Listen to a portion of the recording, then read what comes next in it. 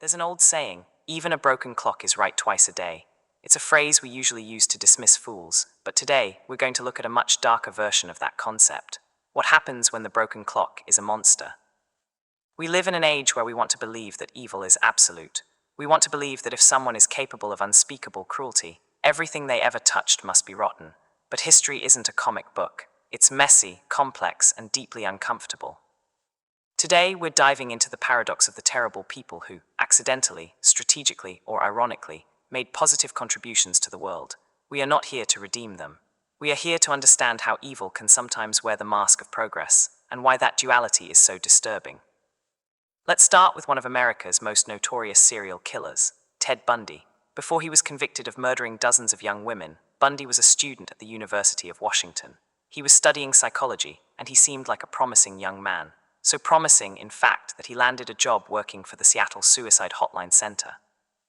Here's the uncomfortable truth. Ted Bundy, the man who would go on to manipulate and murder, spent his nights talking desperate people off the ledge. He answered calls from people suffering from severe depression, trauma, and suicidal ideation. Witnesses from that time, including famous true crime author Ann Rule, who actually worked alongside Bundy at the hotline, described him as compassionate, empathetic, and incredibly effective at his job. There is no evidence that he harmed anyone during this period. By all accounts, he saved lives. Now, why does this matter? Psychologists and criminologists have long debated whether Bundy worked there to hone his skills of manipulation, to play the hero, or if it was simply a job. Regardless of the motive, the outcome remains. A man who would become synonymous with evil spent a chapter of his life literally preventing suicides. It's a stark reminder that evil often knows exactly how goodness works. It can mimic it perfectly. From a serial killer, we move to a dictator. When we think of Adolf Hitler, we think of the Holocaust, World War II, and the deaths of millions. It is perhaps the most infamous name in history, but there is a bizarre footnote in the Nazi regime that animal rights activists rarely like to discuss. Hitler was a vegetarian, primarily for ethical reasons. He was deeply sentimental about animals, particularly his dog, Blondie, but this wasn't just a personal quirk. In 1933, the Nazi regime passed the Reichstierschutzgesetz, the Reich Animal Protection Act. This was one of the first comprehensive animal welfare laws in the world. It banned the mistreatment of animals, restricted hunting, and imposed strict regulations on zoos and circuses. The Nazis even banned live animal dissection in schools. It's a jarring cognitive dissonance. The same regime that industrialized the systematic murder of human beings in concentration camps was also the regime that cared deeply about whether lobsters were boiled alive or wolves were treated humanely in captivity. The lesson here isn't that Hitler was complicated. It's that evil is not necessarily total. A regime can be simultaneously progressive in one narrow aspect while being apocalyptic in every other aspect. The Animal Protection Act remained law in Germany for decades after the war. So while Hitler's legacy is rightly one of infamy, a tiny ripple of his administration's work, animal welfare, outlasted him. Let's shift gears to organized crime. During the Prohibition era, Al Capone was a mob boss who ran Chicago with bloody violence, most famously the St. Valentine's Day Massacre. He was a bootlegger, a pimp, and a murderer. But in 1929, when the Great Depression hit, the government wasn't helping the poor. The city was starving, so Capone opened the first soup kitchen in Chicago. It wasn't a publicity stunt in the way we think of today. It was a massive operation. His kitchen served 3 meals a day to thousands of unemployed men, women, and children. It is estimated that his operation fed over 120,000 people during the worst years of the Depression. Capone understood a simple truth. If you control the territory, you control the population. By feeding the poor, he bought loyalty. He saw himself as a Robin Hood figure, even though he was the one who stole the wealth in the first place. We see a similar dynamic a century later, across the ocean. In 2011, Japan was devastated by a massive earthquake and tsunami. While the government and the self-defense forces scrambled, who was among the first on the ground with organized aid? The Yakuza. The Japanese mafia sent dozens of trucks loaded with food, water, and blankets into the disaster zones. Yakuza bosses are known for their complex relationship with communities. They often act as unofficial emergency services. Why? Because when you're the only one showing up with a hot meal after a crisis, people look the other way when you run gambling dens or loan sharking operations. It's a symbiotic relationship between villainy and community survival. No discussion of paradoxical villains is complete without Pablo Escobar. At the height of his power, the Medellin cartel was responsible for 80% of the cocaine smuggled into the United States. He ordered the bombing of a commercial airliner, assassinated presidential candidates, and left a trail of violence that destabilized Colombia. But in his home country, specifically in Medellin, Escobar was known as El Patron. He was a populist. He built hospitals. He constructed hundreds of housing units for the poor. He sponsored local soccer teams, a huge deal in a country obsessed with football, giving kids a place to play instead of joining gangs, ironic given he ran the biggest gang of all. In 1982, Escobar used his popularity and his wealth to get elected as an alternate member of Colombia's Congress. He literally bought his way into politics by building infrastructure the government failed to provide.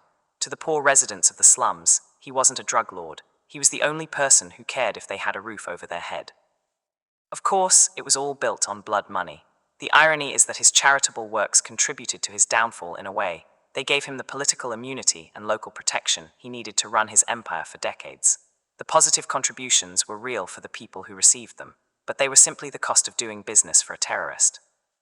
This next example is perhaps the most controversial because it deals with women's rights in the Middle East. Saddam Hussein, the dictator of Iraq, is rightly condemned for his brutality. The gassing of the Kurds in Halabja, the invasion of Kuwait, and the torture chambers that defined his regime. However, during the 1970s and early 1980s, Saddam's secular Ba'athist regime implemented some of the most progressive policies for women in the Arab world. Under Saddam's rule, women gained the right to attend university in massive numbers. They were granted equal rights in marriage, divorce, and inheritance under the personal status law. Women entered the workforce. They became doctors, engineers, and lawyers. Literacy rates among women soared. For a time, Baghdad was considered one of the most modern, secular capitals in the Middle East.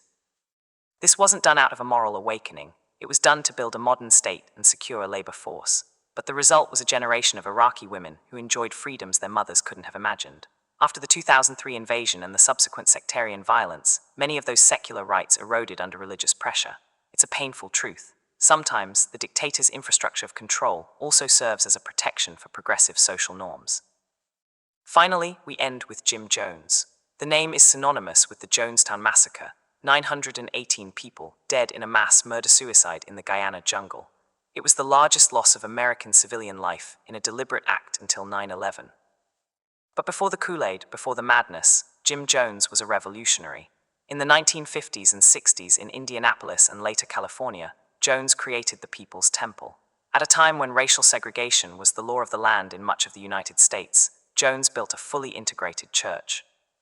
He was a white preacher leading a congregation that was overwhelmingly black, and he did so at a time when interracial gatherings were often attacked.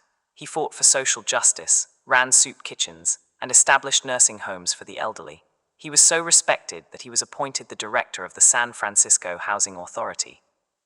He used this goodwill to build a cult of personality.